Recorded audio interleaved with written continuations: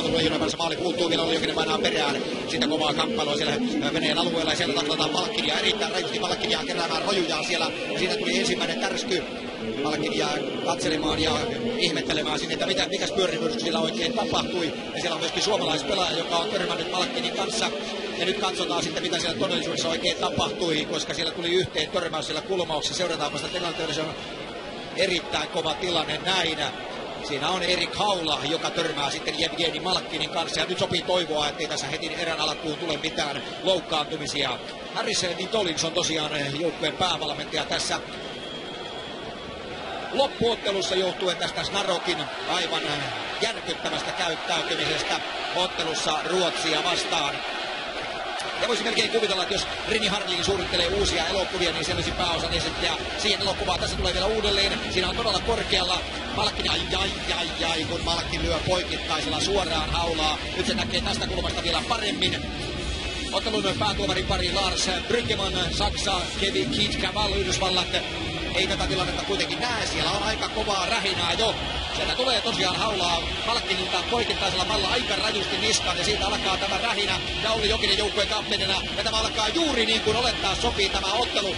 Eli toisin sanoen se päättyi, edellinen ottelu päättyi siinä, että Vadim Sipatsov otti 3 ottelun pelikielon ja Pekka Jormakka oli taju kankaalla. Ja nyt se alkaa sitten käytännössä samalla tavalla Malkkinin tökerillä poikittaisella mailalla päähän. Ja Haula on hetken aikaa siellä vinkki pimeänä, mutta rangaistuksia siitä ei tule, koska se menee päätuomarin parilta ohi, niin kuin se menee vähän kaikilta muiltakin. Laasetella liikkeellä Lehterä ja painaa Jarkko Immosen liikkeelle. Immonen vastaan Denisov.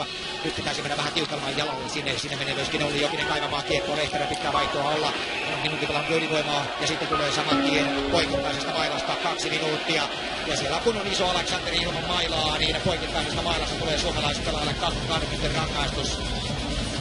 55 sekuntia rangaistusta jäljellä Jakovlevilla ja Jarkko Immonen 2 minuuttia poikittainen maila 33-37.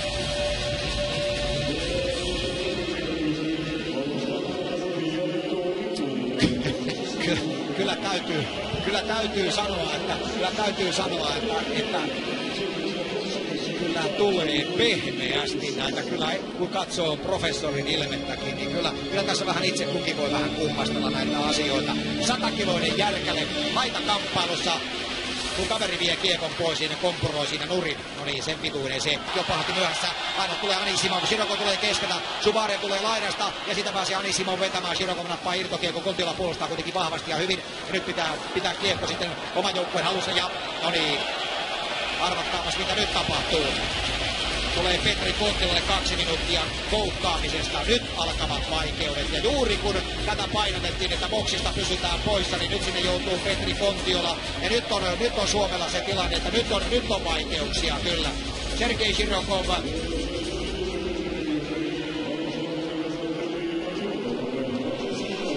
Ja tietysti tässä nyt niin kuin sanottu, niin se on nyt varmasti tullut kaikille selväksi, kun panokset ovat tällaiset, niin nyt maila pitää pysyä kyllä sellaisessa paikassa, että siellä ei kaatuilla koko ajan. Nimittäin kaveri osaa sen jalon taidon kyllä. Ja nyt on sitten 4-3. Ja sinne pääsee Jakovlev 14 sekunnin kuluttua. Nyt näyttää niin pahalta kyllä. Jevgeni Malkkinin toinen maali tässä turnauksessa. Tämä on hänen vasta 4. peli. Ja se Kontiolan rangaistus alkoi 34-18. Ja samaan aikaan, niin kuin näet Erkkaa,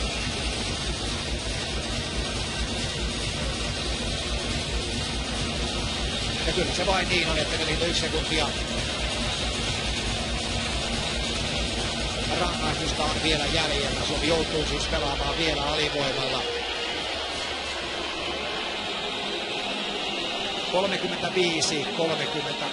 35-38.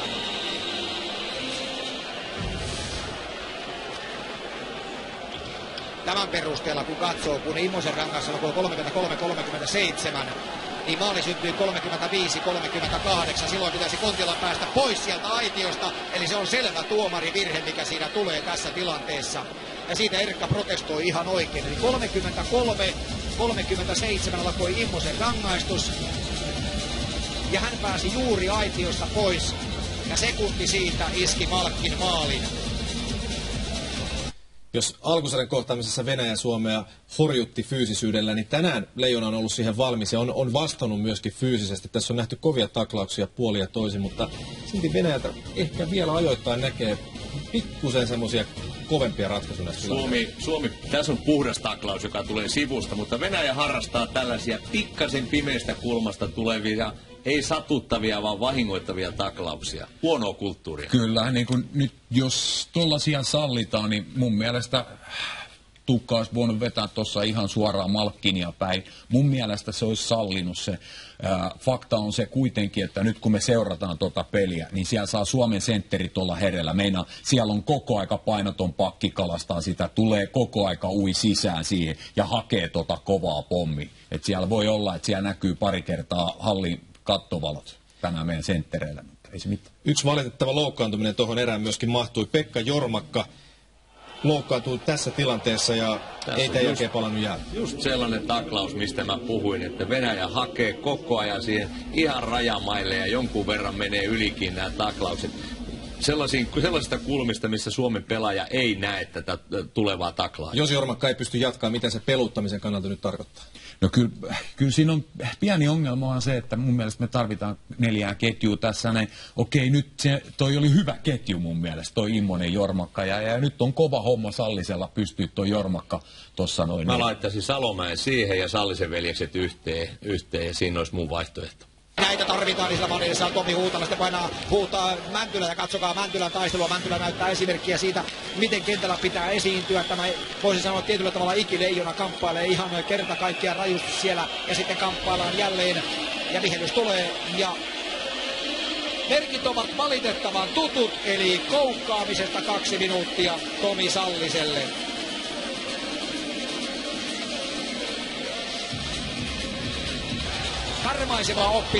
Karmaiseva oppitunti näistä, mitä merkitsevät rangaistukset ratkaisupeleissä. Ja totuus on vain se, että tietysti nyt pitää vielä katsoa. Ja hahna nyt siellä sitten Sipatsov seuraavan kerran pitelee käsiään siellä jo. Oli aloituksessa siinä Jokisen kanssa, osuuko oma maila sitten kasvoihin siinä. Joka tapauksessa Suomella on todennäköisesti eniten 2 minuutin rangaistuksia tässä turnauksessa. Ja se on tietysti se on niin huono asia, kun mietitään kuitenkin, että lopputulos on näinkin loistava, että ollaan finaalissa. Aika lähellä siinä olisi, ettei Jokinen olisi saanut tietysti rangaistusta, kun se osuu vielä tuonne Sipatsovin kasvoihin. Kiinariita vastaan jatketaan Suomella 2 maalin takaa jo asema. Ja nyt pitää alkaa tapahtua muuallakin kuin rangaistusaitiossa.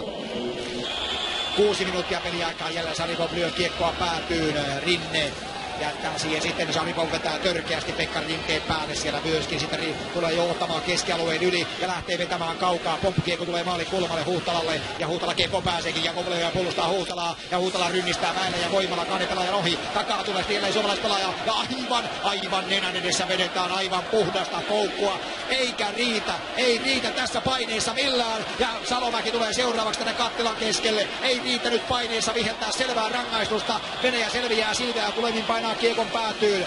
Vajaa 5 minuuttia peliaikaa jäljellä. Lajunen vastaa Plotnikov. Ja tällä hetkellä edelleenkin Venäjä pystyy viemään kiekon hyökkäysalueelle. Näin se palauttaa sen omalla alueelleen myöskin. Ovechkin pelaa jopa puolustajan paikalla. Tällä hetkellä kaatuu siinä. No nyt sitten tulee rangaistus. No niin, siinä tämä ottelu ratkeaa. Sitten kun Ovechkin kaatuu keskialueella. Ja kyllä nyt täytyy sanoa ihan suoraan, että ei ole tämän ottelun päätuomarin pari ollut loppuottelun arvon mukainen. Siellä jäi aivan kertakaikkisen selvä koukkaaminen viheltämättä Venäjän puolustusalueelle ja nyt Jori Lehterän keskialueen jäähy tietää silloin sitä lopun alkua, kun hän koukkaa siinä Ovechkinin nurin ja näin ollen Venäjän ylivoimapeli, kun peliä on 4.34 jäljellä. Sinne aivan jalkoihin, niin sitten on 2 minuuttia Suomelle, mutta ennen kaikkea tilanne on todella se, että